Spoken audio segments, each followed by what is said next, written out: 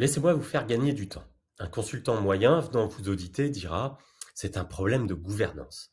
Et il aura probablement raison. Bonjour, je suis Jean-Charles Savornin, bienvenue dans cette nouvelle vidéo de la gestion de projet facile.fr, le blog qui vous aide à réussir tous vos projets. Dans cette vidéo, nous allons regarder de plus près cette notion de gouvernance et comment la définir. La gouvernance, terme ô combien utilisé dans les projets, n'est ni plus ni moins que l'art de gouverner, c'est-à-dire de décider. C'est notamment décider où l'on va, ce qui dans un projet revient à définir le triptyque qualité-coût-délai, et aussi comment on y va, ainsi que la gestion des aléas et déviations. Regardons de plus près les composantes de la gouvernance, et pour cela, appliquons l'outil CQQ, c'est occupé. CQQ, c'est occupé pour comment, qui, quoi, combien, où, quand, pourquoi. Voyons chacun de ces éléments, à commencer par le comment. Le comment, c'est par quels moyens. Et il y a plusieurs moyens pour prendre une décision. Des réunions, dont la fameuse comitologie, des échanges à deux, et d'autres moyens de communication plus informels pour certains, comme un café, un déjeuner ou se croiser par hasard dans le couloir. Avec qui échanger, voilà la suite du CQQ, c'est occupé. Le qui donc? Quelle est la meilleure personne pour décider? Ce peut être le client, le management, le chef de projet ou un des contributeurs. Une des difficultés va être de savoir pour tous les acteurs qui décide, car ce peut être une personne inconnue d'eux. Je vous donnerai en fin de vidéo une astuce pour vous aider. Voyons maintenant le quoi.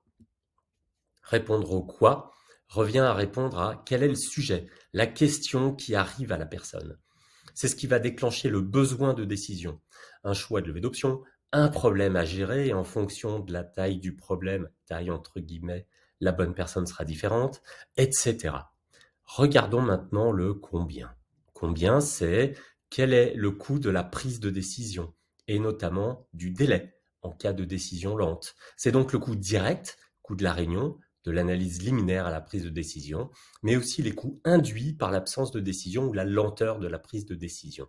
Le où est alors important, car le où, c'est le lieu, qui peut être un lieu physique, comme une salle, l'arbre sous lequel se tenait la pause cigarette lors de mes déplacements à l'usine en Inde, mais ce peut aussi être un lieu virtuel, comme une visio, ou le bon vieux téléphone ou l'email. Le choix du médium dépendra notamment du quand. Répondre au quand, c'est répondre à la date de la décision. Une bonne pratique est alors de définir une fréquence de rencontre afin de marquer des moments de prise de décision quelle qu'elle soit. Enfin, le pourquoi revient à se demander pourquoi cette question, cette décision devrait aller vers telle ou telle personne, et notamment pourquoi elle devrait aller vers quelqu'un d'autre que celui qui l'a soulevée. Avant de vous présenter la synthèse sur la gouvernance, je vous ai promis une astuce.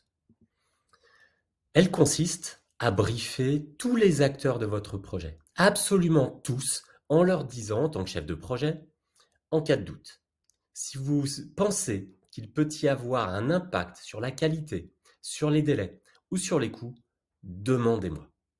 Ensuite, à vous, chef de projet, d'avoir le discernement pour décider à qui renvoyer la décision. Voyons maintenant notre synthèse. La gouvernance, c'est donc poser la bonne question à la bonne personne, au bon moment, sous la bonne forme, et transmettre la réponse. Voilà, il n'y a plus qu'à la mettre en œuvre.